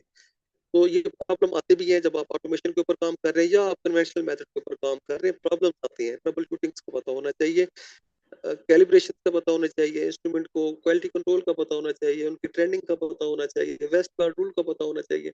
तो ये किसी भी लैब में काम करने के लिए बड़ा जरूरी है मेडिकल टेक्नोलॉजिस्ट के लिए। पब्लिक हेल्थ सेक्टर में क्या कंट्रीब्यूशन है मेडिकल टेक्नोलॉजिस्ट की? तो पब्लिक हेल्थ सेक्टर में बेपनाह काम हो रहा है, एजुकेशनल कैंपेन्स हो रही है, कम्युनिटी एंगेजमेंट्स हो रही है, ह्यूमन राइट्स के ऊपर काम हो रहा है, हेल्थ केयर सर्विसेज हम पब्लिक को दे रहे हैं। फॉर एग्जांपल स्मोक का एक बड़ा पिछले साल इशू रहा और हम पूरी दुनिया में कराची और लाहौर के जो सिटीज थे that was the dirtiest city in all over the world. तो स्मोक की वजह से बड़ा प्रॉब्लम हुआ, ये उसकी अवेयरनेस कैंपेन कैसे चलानी थी, उनको हमने उसकी रोकथाम कैसे करनी थी। इसी तरह स्मोकिंग एक बड़ा इशू है, स्मोकिंग के हवाले से भी इसकी अवेयरनेस पब्लिक हेल्थ में आती है। Public health basically disease prevention को है, डिजीज को कैसे प्रिवेंट करना है और ओवरऑल पॉपुलेशन को, कम्युनिटी को आपने कैसे प्रिवेंट करना है डिजीज से rather than a single individual patient. पूरी पॉपुलेशन के लिए हमने कैसे काम करना है, इसके ऊपर बड़ा काम हो रहा है। जैसे टीबी कंट्रोल प्रोग्राम है नेशनल लेवल पर, उस पर काम हो रहा है। मलेरिया कंट्रोल प्रोग्राम के ऊपर काम हो रहा है। हेपेटाइटिस कंट्रोल प्रोग्राम चल रहा है। एड्स कंट्रोल प्रोग्राम चल रहा है। ये सारे प्रोग्राम इंटरनेशनली फंडेड है, कोई ग्लोबल फंड से है, कोई सीटीसी से है, किसी को डब्ल्यूएचओ डायरेक्ट फंड कर रहा है। तो ये पब्लिक हेल्थ के बेपनाह प्रोजेक्ट्स हैं जिनके ऊपर हमारा एक मेडिकल टेक्नोलॉजिस्ट का रोल है। और मैं बड़ी ये एक फख्र से ये कह सकता हूँ कि हमारे बहुत से कलीग्स हैं, फेलोज हैं, सीनियर्स हैं, जूनियर्स हैं, जो कि पब्लिक सेक्टर में, पब्लिक हेल्थ सेक्टर में इस टाइम काम कर रहे हैं और बड़ा एक पॉजिटिव रोल अपना प्ले कर रहे हैं पब्लिक हेल्थ में। सर्टिफिकेशन की हमने बात की कि अपनी कंटिन्यूइंग इम्प्रूवमेंट के लिए, कंटिन्यूस इम्प्रूवमेंट के लिए हमने सर्टिफिकेशन हमें करनी चाहिए। अपनी एजुकेशन को इम्प्लीमेंट करने के लिए हमें सर्टिफिकेशन करनी चाहिए। उसमें एक पाकिस्तान में इदारा है पीनैक के नाम से, Pakistan national accreditation council. It is under the ministry of science and technology Islamabad. It is providing the ISO 15189 which is for the medical laboratories। ये स्टैंडर्ड है मेडिकल लेबोरेटरीज के लिए। आप इसका सर्टिफिकेशन कोर्स कर सकते हैं। हर साल जनवरी फेब में इसका आ जाता है, ट्रेनिंग शेड्यूल आ जाता है पीनैक की वेबसाइट पे। You can visit PNAC website and explore their training schedule. 15189 की 5 डेज असेसमेंट ट्रेनिंग होती है और लास्ट डे इसका 3 आवर्स का एग्जाम होता है। आप इसको एग्जाम पास करके आप असेसर बन सकते हैं ISO के, और पूरे पाकिस्तान में आप लेबोरेटरीज को असेस कर सकते हैं, both in government and private sector.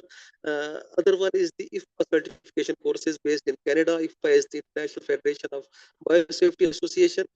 ये 6-7 सर्टिफिकेशन प्रोग्राम करवा रही है जो कि इंटरनेशनली एक्सेप्टेड भी है और उनकी एक वर्थ है। जिनमें जो इनका मैंडेटरी सर्टिफिकेशन कोर्स है वो BRM कहलाता है, बायो रिस्क मैनेजमेंट। इसी तरह इसके ऊपर फिर बायोसिक्योरिटी है, साइबर बायोसिक्योरिटी है, बायोलॉजिकल वेस्ट मैनेजमेंट है, बायोसेफ्टी कैबिनेट है, लेबोरेटरी डिजाइन है। इस तरह कुछ 7 सर्टिफिकेशन प्रोग्राम है जिनकी इंटरनेशनली एक वर्थ है। आप इधर से भी सर्टिफिकेशन प्रोग्राम कर सकते हैं।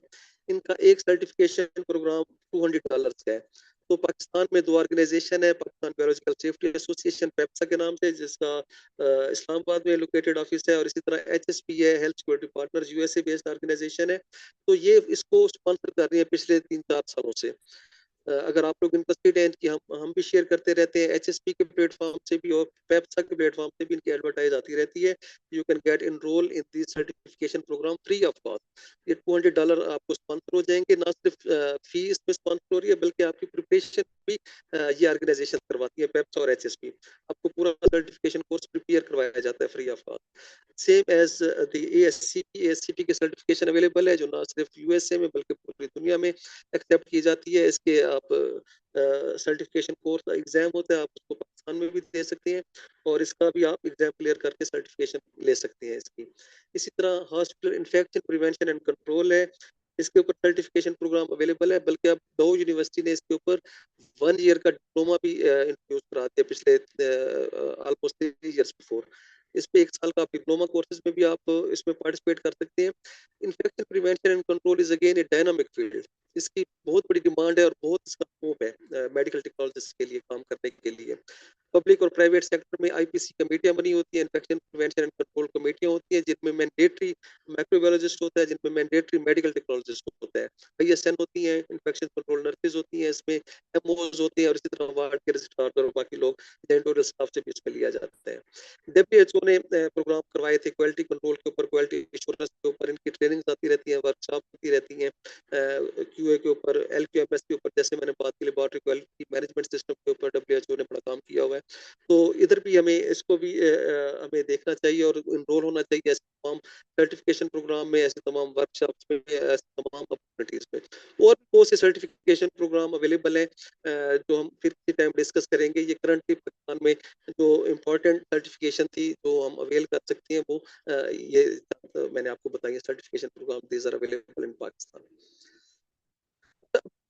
बहुत से लोग हमसे क्वेश्चन करते हैं। हम 2004 में मेरी फर्स्ट जॉब इस्लामाबाद में मैंने करियर स्टार्ट किया in Rawalpindi General Hospital. Now it is named in the Benazir Bhutto Hospital located Murree Road. 2004 से 2005 का ये जर्नी है 20 साल का एक तवील हमने सफर किया है और बेपनाह हमने इस पे हर्डल्स भी देखी और कोशिश की है हमने तमाम मसाइल को खुद पे फील करते हुए कि हमारे आने वाले जूनियर्स के लिए, हमारे आने वाले प्रोफेशनल्स को प्रॉब्लम फेस ना करने पड़े, उनके लिए हमने ऑर्गेनाइजेशन बनाई, Medical Lab Technologist Association of Pakistan MLTAP के नाम से। उस पर हमने बेपनाह स्ट्रगल किया, अभी भी हम उस पर काम कर रहे हैं। उसके ऊपर भी बेपनाह अपॉर्चुनिटीज है, जैसे मैं आपको बताऊंगा स्टूडेंट्स के हवाले से हम क्या उसमें पैकेजेस दे रहे हैं।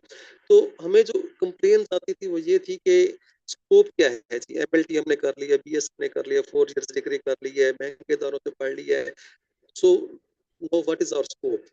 और जो हमारे फर्स्ट ईयर सेकंड ईयर में स्टूडेंट आते हैं उन्हें ये पता नहीं होता कि हम क्या पढ़ने जा रहे हैं, क्या करने जा रहे हैं। ओरिएंटेशन बहुत जरूरी है। किसी भी जगह अगर एमएलटी स्टार्ट हो रहा है तो उसका किसी एक्सपर्ट से, किसी मेंटोर से, सब्जेक्ट स्पेशलिस्ट से उसकी ओरिएंटेशन करवाई जाए, ताकि स्टूडेंट्स को फ्रॉम द डे फर्स्ट पता होना चाहिए कि हम क्या बनने जा रहे हैं, क्या करने जा रहे हैं। तो मैं थोड़ी सी कैरियर अपॉर्चुनिटीज के ऊपर बात करूंगा कि जो कि पाकिस्तान में हमारे पास अवेलेबल है। एक तो कन्वेंशनल हमारे पास है ना जी, आपने लेबोरेटरीज में काम करना है, डायग्नोस्टिक सेक्टर में काम करना है एज ए मेडिकल टेक्नोलॉजिस्ट, ठीक हो गया। Same as in the way there are also opportunities in research laboratories. In research laboratories में बेपनाह opportunities है as a junior scientist, senior scientist, principal scientific officer. मतलब अब is one of the best example who are working in the research laboratory virology section in NIH. Public health laboratory में बड़ा हमारा काम हो रहा है। Public health sector में medical technologists, मैंने जितने भी आपको ये प्रोग्राम अभी बताए हैं उन सब में मेडिकल टेक्नोलॉजिस्ट काम कर रहे हैं, सब में, चाहे वो हेपेटाइटिस कंट्रोल प्रोग्राम है, चाहे टीबी कंट्रोल प्रोग्राम है, चाहे एड्स कंट्रोल प्रोग्राम है।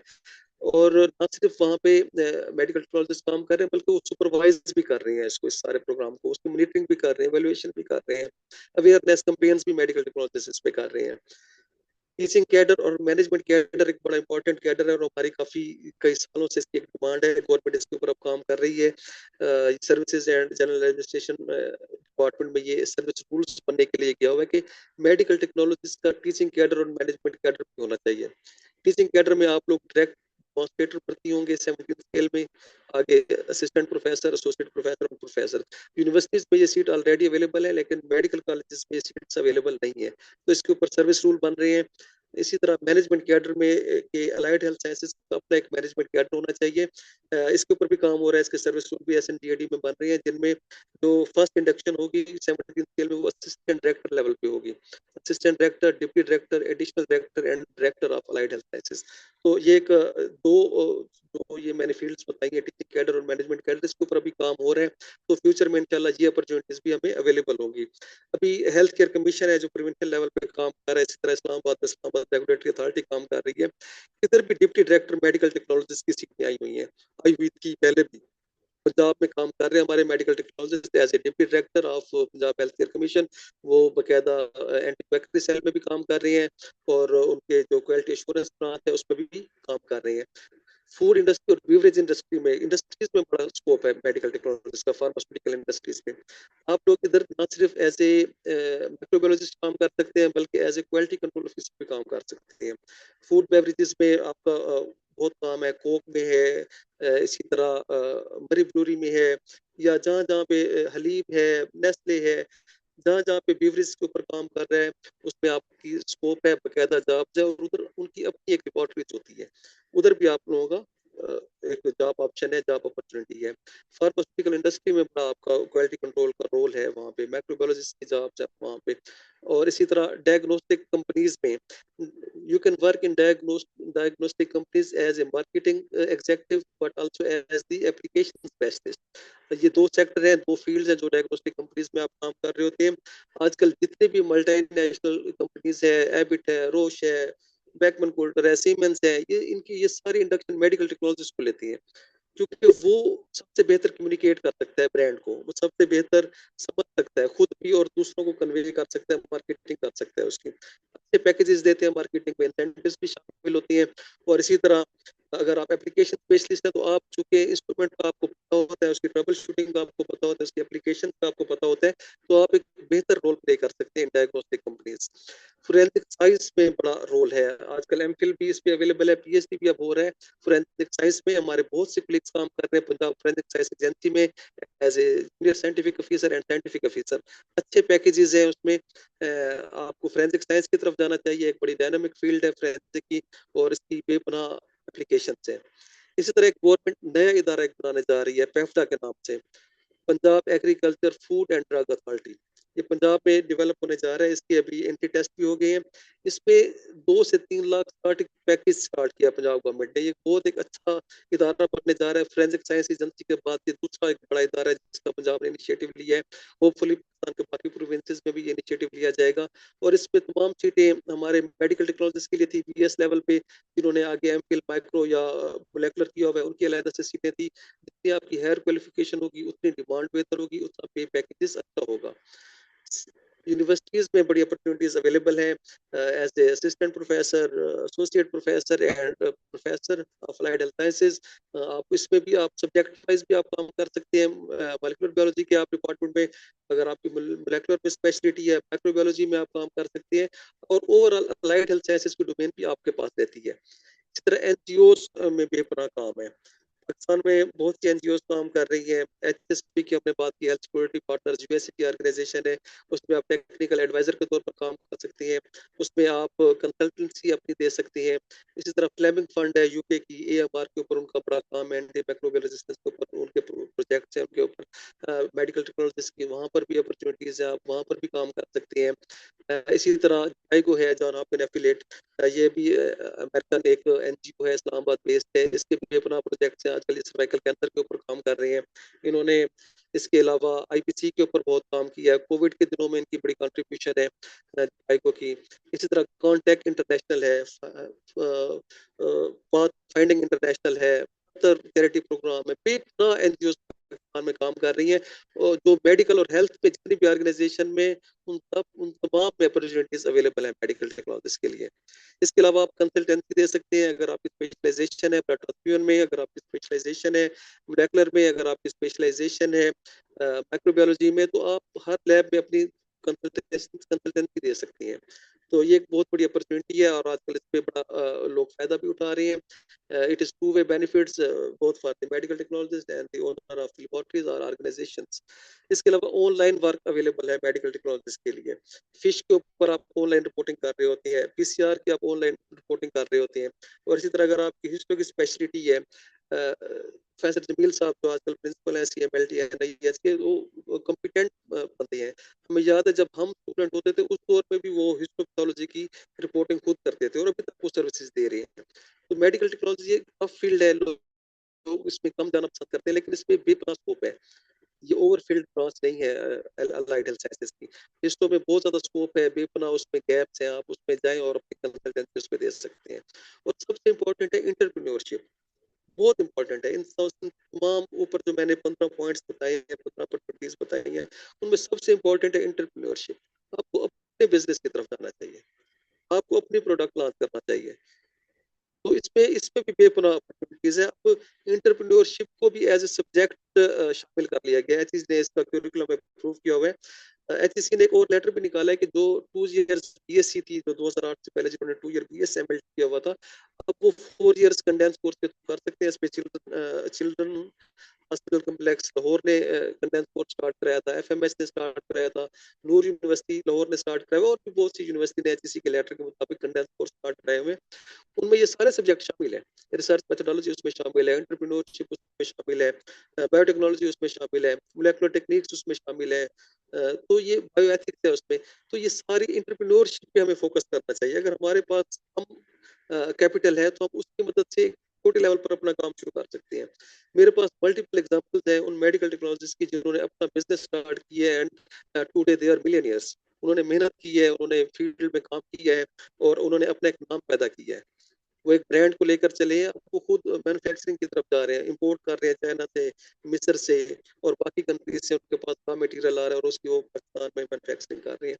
तो एंटरप्रेन्योरशिप एक बहुत यूनिक है, और इसके ऊपर कम पढ़ाया जाता है, कम बताया जाता है। पहले क्यूरिकुलम में ऐड नहीं था, अब शुक्र है ऐड हो गया, तो इसके ऊपर भी हमें जाना चाहिए। तो ये तमाम वो कैरियर अपॉर्चुनिटीज हैं जो कि पाकिस्तान में अवेलेबल है। और अगर हम अब्रॉड की बात करें, there are so much opportunities, many more opportunities are available in different countries of the world. USA में भी अपना अपॉर्चुनिटीज है, यूएई में है, सऊदी अरब में, ओमान में, यूके में, साउथ अफ्रीका में, डेनमार्क में, मैं वो कंट्रीज आपको बता रहा हूँ जहाँ हमने अपने टेक्नोलॉजिस्ट को भेजा हुआ है सर्टिफिकेशन के through.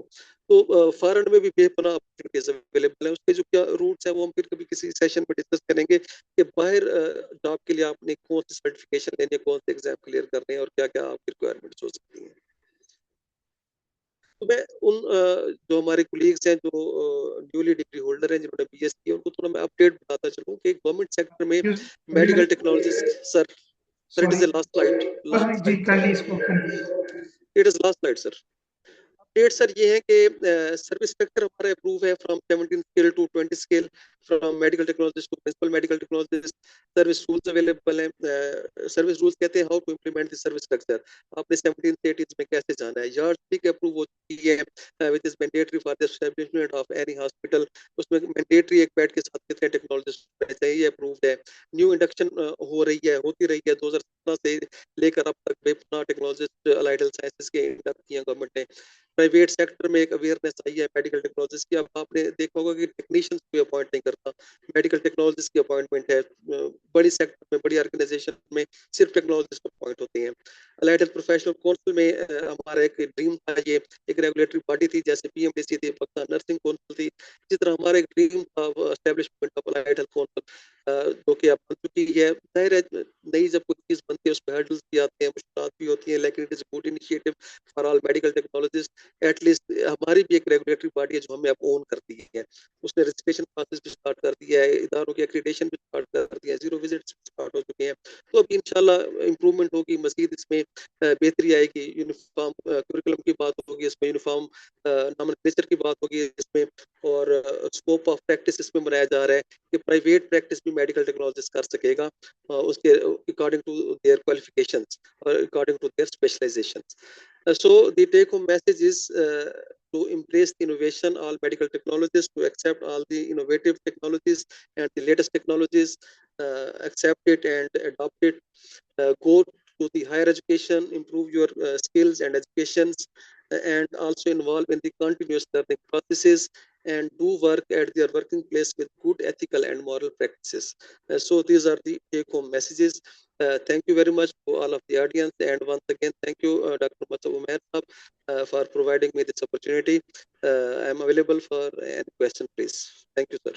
Thank you so much Ali Malik साहब, आपने बड़ी डिटेल में बात की on future aspects of medical report technology, और जैसे आपने बड़ा राइटली एम्फसाइज किया कि importance of learning advance technologies and then AI. Similarly आपने कंटिन्यूस एजुकेशन की भी बात की, उसकी इम्पोर्टेंस को हाईलाइट किया, और देन आपने जो एग्जांपल शेयर की कोविड-19 में कैसे मेडिकल बॉडी टेक्नोलॉजीज ने इम्पोर्टेंट रोल प्ले किया। Just before, because we are running out of time, I have just very couple of questions for both of you.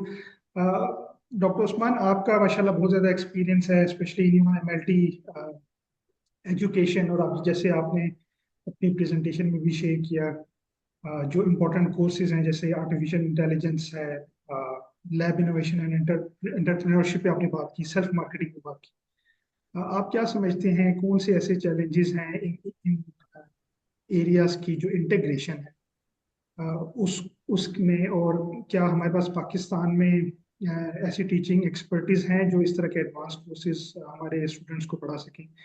और सेकेंडली, आपका बहुत एक्सपीरियंस है, वी ऑल नो माशाल्लाह आपकी जो writing है, मोर देन 150 आपके पास आर्टिकल्स हैं, आपने बुक्स लिखी हुई हैं, तो आप कुछ यानी कि टिप्स देना चाहेंगे जो प्रोफेशनल्स इस टाइम ऑनलाइन हैं कि कैसे वो अपनी राइटिंग स्किल्स को इम्प्रूव कर सकें।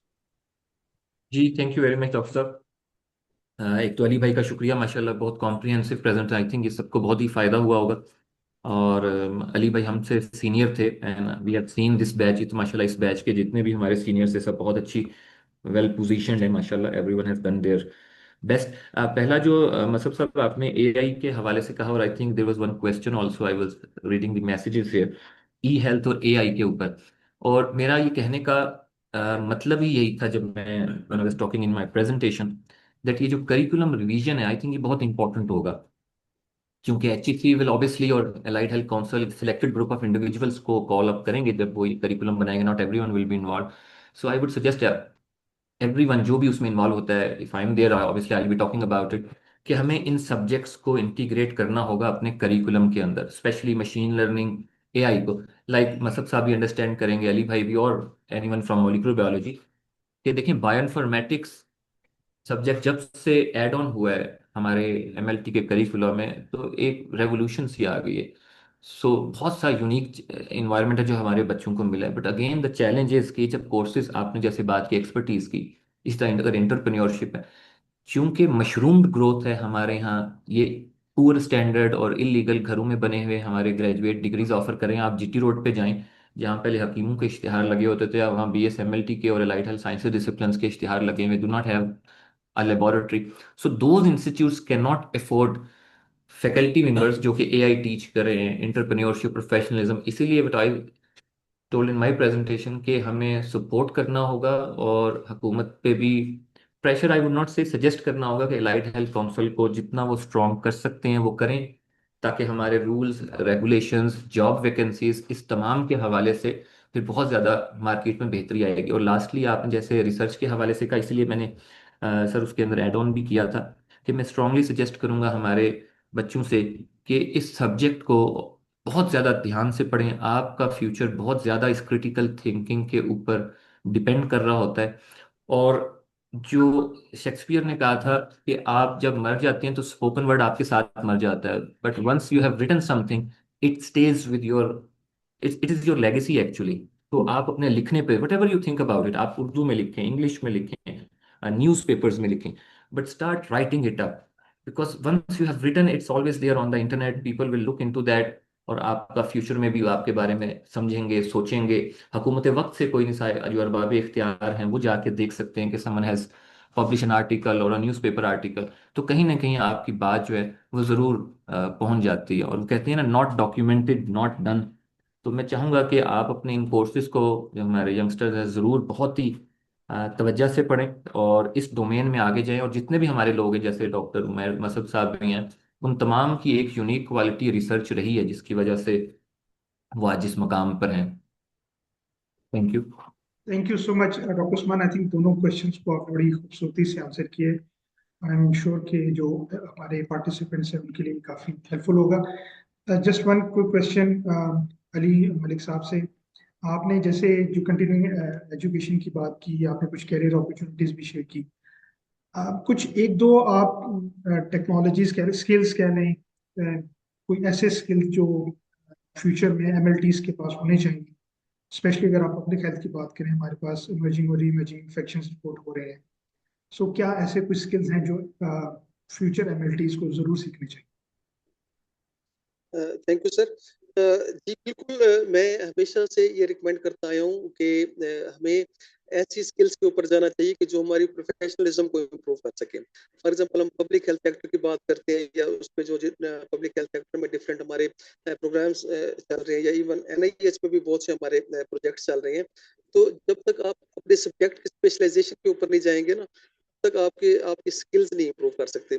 अगर हम बात करते हैं फॉर एग्जांपल माइक्रोबायोलॉजी में, इस टाइम पे अपना टेक्निक्स अवेलेबल हैं, माइक्रोबायोलॉजिकल टेक्निक्स हैं, उनके ऊपर अगर आप चले जाते हैं, या मोलेकुलर की जितनी भी टेक्निक्स हैं, क्रिस्पर केस की हमने बात की, बायोटेक्नोलॉजी की हमने बात की, तो अगर ये सारी आपके पास स्किल्स अवेलेबल हैं, तो आप पब्लिक हेल्थ सेक्टर में आप कामयाबी से अपना रोल प्ले कर सकते हैं। पब्लिक हेल्थ सेक्टर में इस टाइम अभी एनआईएच में भी पड़ा हुआ है, बाकी गवर्नमेंट के बाकी इदारों में भी ये एनजीएस सिस्टम आ गया, नेक्स्ट जनरेशन सीक्वेंसिंग। तो अगर आप उसके ऊपर बायो इन्फॉर्मेटिक्स पे आपने काम नहीं किया हुआ, नहीं पढ़ा हुआ, नहीं सीखा हुआ, तो आप कभी उस अपॉर्चुनिटी को अवेल नहीं कर सकेंगे।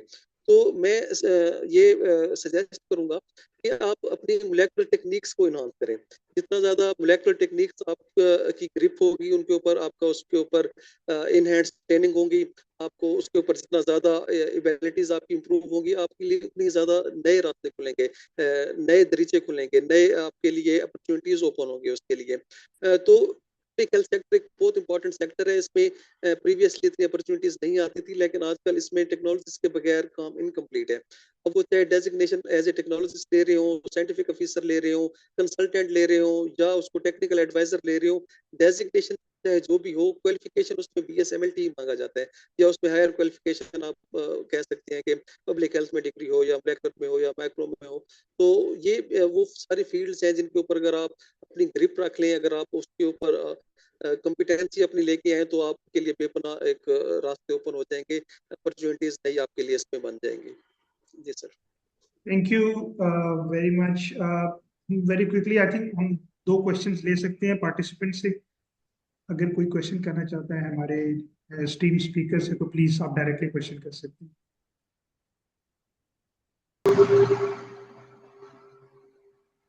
हेलो।